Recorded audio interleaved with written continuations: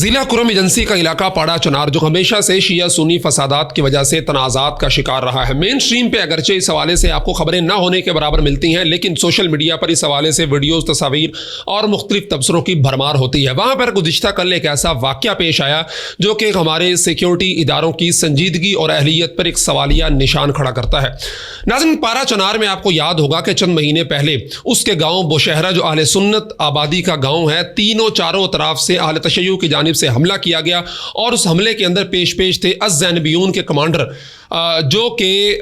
اس ایرانی پراکسی کا حصہ ہے، اور اسی الزینبیون کی ریکروٹمنٹ یہیں سے کر کے ایران اور پھر دیگر ممالک کے اندر بھیجا جاتا ہے، جہاں پر خصوصاً شام میں اہل سنت کے خلاف انہیں استعمال کیا جاتا ہے۔ ناظرین، الزینبیون کے بہت سارے کمانڈرز پاڑا چنار کے اندر موجود ہیں، کیونکہ یہ علاقہ الزینبیون کے لیے بیس کیمپ کی حیثیت رکھتا ہے، اور یہاں سے ہمیشہ آپ کو اہل سنت اور اہل تشیع کے درمیان لڑائی، جس میں ہمیشہ سے نقصان اہل سنت کا ہوتا ہے، کیونکہ وہ ایک طرح سے آبادی میں بھی کم ہیں اور اس حوالے سے کمزور بھی ہیں کہ الزینبیون کے پیچھے پوری ریاستی مشینری ایران کی موجود ہے، اور وہاں سے ان کو فنڈز اور اسلحہ اور مختلف لڑائیوں کے اندر وہاں سے ایسے میزائل تک ملے کہ جو ایرانی ساختہ تھے، ان کے اوپر لکھا ہوا تھا میڈ ان ایران، اور جو ایمونیشن ایکسپرٹس ہیں انہوں نے بتایا کہ یہ ایران کے اندر تیار کیے جاتے ہیں۔ اب گزشتہ کل جو واقعہ پیش آیا وہ اسی بوشہرہ والی لڑائی سے اگلا قدم تھا کہ اس دوران جو ان کے کمانڈر مشہود علی اور ساجد توری لوگ، جنہوں نے اس دوران بہت ساری ویڈیوز کے ذریعے اہل سنت کو ڈرایا، دھمکایا، اداروں کو دھمکیاں دی، تو اس میں موجود مشہود علی کی گرفتاری کے لیے کرم ایجنسی کے اندر پاکستانی سیکیورٹی فورسز نے ریڈ کیا، مشہود علی کو گرفتار کر کے لے کر جا رہے تھے، لیکن اسی دوران یہ خبر جنگل میں آگ کی طرح پھیل جاتی ہے، اور انجمن حسینیہ کے اجلاس کے دوران وہیں سے لوگ اٹھتے ہیں اور سیکیورٹی فورسز کی گاڑی پر حملہ کر کے مشہود علی کو چھڑا لیا جاتا ہے۔ ویڈیوز کے اندر آپ دیکھ سکتے ہیں کہ مشہود علی انجمن حسینیہ کے اندر اس کے بعد موجود ہے، اور باقاعدہ وکٹری کا نشان بنا کر اپنی فتح اور سیکیورٹی فورسز کے جو ہے نا وہ شکست کو بتا رہا ہے، اور اسی ویڈیو کے اندر ساجد توری بھی آپ کو نظر آ سکتا ہے، جو کہ زینبیون کا مرکزی ایک کمانڈر اور لیڈر سمجھا جاتا ہے۔ ناظرین، یہ جو واقعہ ہے انتہائی تشویشناک ہے، اس لیے بھی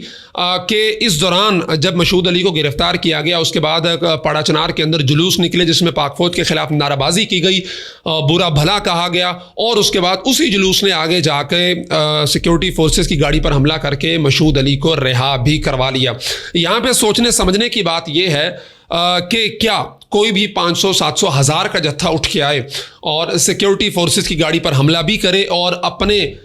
مجرم کو رہا بھی کروا لے، تو انہیں اسی طرح چھوڑ دیا جائے گا، جانے دیا جائے گا؟ اس سے آپ کون سی روایت کو جنم دینے جا رہے ہیں کہ پاکستان کے اندر یہ بتا دیا جائے کہ اگر آپ مظلوم ہیں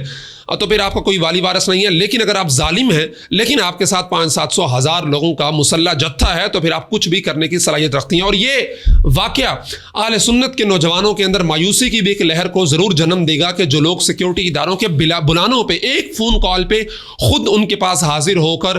جو ہے نا وہ اپنا آپ پیش کر دیتے ہیں کہ لے تفتیش کریں، تحقیق کریں، جو ہم سے آپ کرنا چاہتے ہیں یا پوچھ لیں، تو ان کو بھی ایک یہ پیغام دے رہا ہے کہ جناب آپ غلط تھے، آپ امن کے ساتھ، آپ سلامتی کے ساتھ، آپ سکون کے ساتھ سیکیورٹی فورسز کے سامنے پیش ہو کر کرتے تھے، تو اگر آپ بھی یہ روایات رکھ لیتے تو آج آپ آزاد ہوتے، 4 شیڈول میں نہ ہوتے، پابندیاں نہ ہوتی آپ پہ، آپ کو تھانوں میں حاضری نہ لگانی پڑتی، تو بہت ساری چیزیں ہیں جن میں بات کی جا سکتی ہے، لیکن یہ انتہائی افسوسناک واقعہ ہے، نہیں ہونا چاہیے تھا۔ اب یہاں پر ایک سوالیہ نشان کھڑا ہوتا ہے ہماری سیکیورٹی فورسز پر، سیکیورٹی اداروں پر، کہ وہ اس واقعے کے بعد کیا رد عمل دیتے ہیں، کیونکہ یہ ساجد توری ہو یا پھر مشہود علی ہو یا پھر ان کے دیگر لوگ، ان تمام لوگوں کی دہشت گردانہ ایکٹیویٹیز ریکارڈ پر موجود ہیں۔ خود ویڈیوز کے اندر یہ اہل سنت کو ڈراتے، دھمکاتے اور مار دینے کی اور اڑا دینے کی دھمکیاں دیتے نظر آتے ہیں، نہ صرف عوام کو بلکہ سیکیورٹی فورسز کے خلاف بھی ان کی ویڈیوز موجود ہیں، لیکن نہ جانے کون سی مصلحت ہے، کون سی ایک مفاہمت ہے، یا کون سی ایسی مجبوری ہے جس کی وجہ سے ہماری سیکیورٹی ایجنسیز، سیکیورٹی ادارے ان لوگوں کے خلاف ٹھوس اقدامات کرنے سے گریز کرتے ہیں۔ اگر آج آپ نے اس چیز کو نہ روکا، اس چیز کی حوصلہ شکنی نہ کی اور ان مسلح جتھوں کے خلاف کارروائی نہ کی، تو یقین کیجئے، میں وہ الفاظ بولنا نہیں چاہتا لیکن جو میرے ذہن کے اندر ہے، جو آپ ویڈیو سن رہے ہیں، ان کے ذہنوں میں بھی وہ خدشات آ چکے ہوں گے کہ آگے چل کے یہ روایات کہاں تک پہنچے گی اور پاکستان کس انارکی کی طرف جائے گا، اس کا اندازہ لگانا یقین یقیناً نہ آپ کے لیے مشکل ہے نہ میرے لیے مشکل ہے. تو یہ مشہود علی کی جو وکٹری ہے